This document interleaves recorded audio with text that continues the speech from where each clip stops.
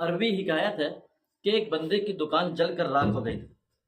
اور اس دکان کا ایک ایک چیز جل کے راکھ ہو گئی، سوا دیواروں کے کچھ بھی نہیں بچا۔ علاقے والے، محلے والے، بازار والے، شہر والے، آس پاس دکانوں والے وہ اس کے پاس آئے اس کو تسلی دینے کے لیے، یار اس کی جمع پونجی تھی، اس کا معاملہ تھا، اس کا کاروبار تھا بہت بڑا، سب ملیا میٹ ہو گیا ہے، تو اب گویا کہ اس کو تسلی دینی چاہیے تاکہ یہ تدریجاً درجہ بدرجہ اپنے آپ کو سٹیبل کر لے، اپنے آپ کو کنٹرول کر لے، اپنے پاؤں کے اوپر پھر دوبارہ سے کھڑا ہو جائے۔ لیکن یہ کہ جو بہت بڑا دھچکا ہے، اس سے ہم اس کو حوصلہ دیں گے تو گویا کہ یہ پھر سمجھ جائے گا۔ تو جب وہ اس کو سنبھالنے کے لیے، اس طرح کی بات کرنے کے لیے وہ اس کے پاس آئے، پہنچے، تو دیکھا کہ وہ دکان کا مالک مسکرا رہا ہے، خوش ہے، اس کے اوپر کانوں تک جو بھی نہیں ہوگی، اور وہ اتنا بھی پریشان نہیں ہے کہ بھی کیا ہو، کچھ بھی نہیں ہے۔ اس سے پوچھا گیا کہ بھی کیا مسئلہ ہے، اتنا تیرا بہت بڑا کاروبار تھا، سب ملے میٹ ہو گیا، ہیرو سے تو زیرو ہو گیا، تیری ساری جمع پونجی ختم ہو گئی، تجھے کسی بات کا بھی فرق نہیں پڑا۔ تو وہ کہنے لگا کہ بھائی جس اللہ نے مجھے یہ کچھ دیا ہے نا، وہ اللہ مجھے انشاءاللہ دھوکہ نہیں سلائے گا، اس لیے مجھے اللہ تعالیٰ کے اوپر کامل پکا یقین ہے کہ اللہ تعالیٰ مجھے دے گا، اس سے بہتر دے گا۔ اب اگر میں اللہ تعالیٰ کی قضا اور قدرت کے اوپر راضی نہ رہوں تو پھر میں اللہ تعالیٰ کا بندہ کیسا؟ یہ اللہ تعالیٰ مجھے شاید آزما رہے ہوں، ممکن ہے، ٹھیک ہے، مجھے اللہ تعالیٰ کی رضا کے اوپر راضی ہونا ہے، بس میں خوش ہوں۔ ٹھیک ہے، علاقے والے، بستی والے چلے گئے، ہفتہ گزرا، 10 دن گزرے، 15 دن گزرے، پھر بازار کے اندر ایک بہت بڑی دکان کھلی، اور اتنی شان و شوکت کے ساتھ کہ لوگ دیکھنے کے لیے آ گئے کہ یار کس نے یہ بہت بڑی دکان کھولی اور کس نے اتنا بڑا مال اس میں جمع کیا ہے، اور کون ہے جو اتنا بڑا مالدار ہے اور اس نے آ کر یہ دکان کھولی ہے، جا کر دیکھے تو صحیح۔ ویسے بھی جہاں پر کبھی نئی دکان کھلتی ہے تو وہاں پر لوگ جاتے ہیں دیکھنے کے لیے، صرف سارا سودا سودا لینے کے لیے بھی نہیں جاتے، کچھ چسکے کے لیے بھی جاتے۔ تو وہ بھی چسکے کے لیے گئے تو دیکھا کہ یہ تو وہی تاجر ہے جس کی کل پچھلے دنوں دکان چلی ہے، اور آج اس کی دکان تو بڑی ٹھاٹھے مار رہی ہے، اور وہ خود نماز پڑھ رہے ہیں، مصلی بچھائے ہوئے، سجدے میں گرا ہوا ہے، نماز سے فارغ ہوا تو بیٹھا، ان کے ساتھ معاملات بات چیت کی، تو کہنے لگے یار حیرت کی بات ہے، پچھلے دن تو سب کچھ جل گیا، اب ابھی 15 دن ہی ہوئے ہیں اور پھر تیری دکان اسی طرح پھر حشاش بشاش شان و شوکت کے ساتھ تو دکان کے ساتھ بڑا حشاش بشاش نظر آ رہا ہے۔ تو کہنے لگا کہ بھائی دیکھیں، پچھلے دنوں میرے گھر میں روٹی کے لیے آٹا نہیں تھا، تو مجھے میری بیگم نے کہا کہ ابھی میں جاتی ہوں اپنے بھائیوں سے کچھ لے کر آتی ہوں، اور اپنا گزر اوقات کے لیے کچھ نہ کچھ تو کرنا پڑتا ہے۔ تو وہ گئی، کچھ پیسے وغیرہ لے کر آئی، اور میرے پاس کچھ چند ایک پیسے تھے، میں بھی بازار کی طرف چل پڑا تھا کہ کچھ چیز خرید کر لے۔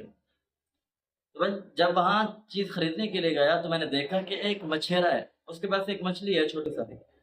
تو وہ لوگوں سے کہہ رہا ہے کہ مجھ سے 200 درہم کی لے لو، لیکن لوگ اس کا ریٹ 50 درہم لگا رہے ہیں، لیکن وہ لے نہیں رہے، 50 درہم ہی کہہ رہے ہیں، باقی اس سے اوپر نہیں کہہ رہے۔ تو یہ بندہ کہتا ہے کہ میں گیا، میں نے اس سے پوچھا کہ کیا مسئلہ ہے، آپ اس کی قیمت اتنی نہیں ہے لیکن آپ اتنی قیمت مانگ کیوں رہے ہیں؟ تو اس نے کہا کہ مجھے اتنے پیسوں کی اتنی ضرورت ہے، اس لیے میں چاہتا ہوں کہ میری اتنے میں بک جائے تاکہ میں اس کا اپنے گھر میں جو ضرورت ہے، کوئی علاج معالجہ ہے، کوئی بیمار ہے، جو بھی ضرورت ہے وہ پوری کر سکوں۔ وہ ضرورت 200 میں پوری ہوگی، اور وہ 200 میں تبھی لوں گا جب کوئی بندہ مجھ سے یہ مچھلی دے گا۔ وہ بندہ کہتا ہے مجھے اس کی حالت کے اوپر ترس آیا، حالانکہ وہ مچھلی 50 درہم کی تھی، میں نے وہ 200 درہم کی لے، میں وہی مچھلی لے کر گھر واپس آ گیا، اپنی بیوی سے کہا کہ اس کو کاٹو اور بنائیں اور بچوں کو شام کا کھانا دیں۔ تو میں بازار کی طرف چل پڑا کوئی اور سودا سلف لینے کے لیے۔ جب شام کو واپس آیا تو مجھے میری بیوی کہتی ہے کہ اے سرتاج، یہ آج اس مچھلی سے کچھ جو ہے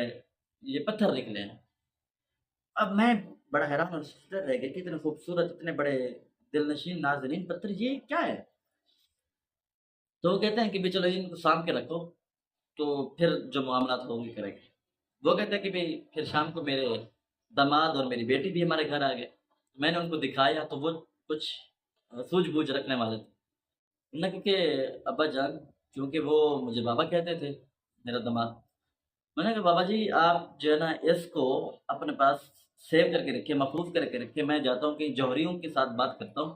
یہ بہت قیمتی موتی ہیں، یہ عام چیز نہیں ہے. تو وہ گئے بازار، جانے گئے، ان کو دکھایا، اور ان کو جا کر جب دکھایا تو جوہری آپس میں لڑنے لگے اور کہنے لگے کہ میں اتنے پیسے دیتا ہوں، اگلا کہتا ہے میں اتنے دیتا ہوں، اگلا کہتا ہے میں اتنے دیتا ہوں. تو گویا کہ انہوں نے بولی لگی اور ہم نے ان میں سے 3 جو موتی تھے ہم نے بیچے، ابھی 6 موتی باقی پڑے ہیں. یہ 3 موتی جو تھے میں نے بیچے ہیں، اور پھر ان 3 موتیوں کے ساتھ میں نے اپنا کاروبار پھر سے شروع کر دیا. یہ اللہ تعالیٰ نے دکان بھی نہیں دے دی ہے، یہ نیا کاروبار بھی دے دیا. اللہ تعالیٰ کی عطا ہے، اللہ تعالیٰ کا فضل ہے. اچھا، وہی بندہ کہتا ہے کہ پھر میں نے یہ سوچا کہ بھی میں اللہ تعالیٰ نے یہ آخر سب ہے تو وہی اسی مچھلی کا کمال، تو اب میں جاؤں اس مچھیرے کو ڈھونڈوں تاکہ اس کو بھی میں اللہ تعالیٰ کی رضا کے لیے کچھ نہ کچھ دے دوں. تو جب میں وہاں پر پہنچا اور پوچھا کہ اس طرح کا کوئی بندہ یہاں پر تھا، لیکن جب میں پورے مچھیروں کے اڈوں کے اوپر گیا تو مجھے وہ بندہ نہ ملا. میں نے ساتھ سے پوچھا بھائی وہ بندہ کدھر ہے، تو انہوں نے کہا کہ بھائی وہ بندہ تو ادھر ہے ہی نہیں. پھر مجھے پتہ چلا کہ وہ واقعی یہاں کا مچھیرا نہیں تھا، وہ اللہ تعالیٰ کا ہی بھیجا ہوا بندہ تھا، وہ اللہ تعالیٰ کا ہی بھیجا ہوا کوئی ولی تھا کہ جو صرف میری ہی مدد کے لیے آیا تھا. تو میرے دوستو، جب اللہ تعالیٰ کے ساتھ بندے کو اتنا حسن ظن ہو جاتا ہے، اللہ تعالیٰ کے ساتھ اچھا گمان ہو جاتا ہے، تو پھر اللہ تعالیٰ بھی اس بندے کو ڈوبنے نہیں دیتے.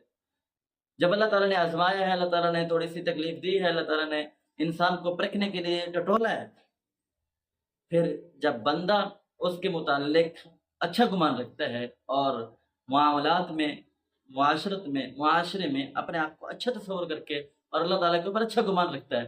تو پھر اللہ تعالیٰ کی مدد اور نصرت اس کے اوپر ہر وقت، ہر مقام، ہر جگہ کے اوپر آتی ہے، جس طرح کہ اس اللہ تعالیٰ کے ولی کے اوپر. ملتے ہیں انشاءاللہ کسی اگلی ویڈیو کے ساتھ. تب تک کے لیے اللہ.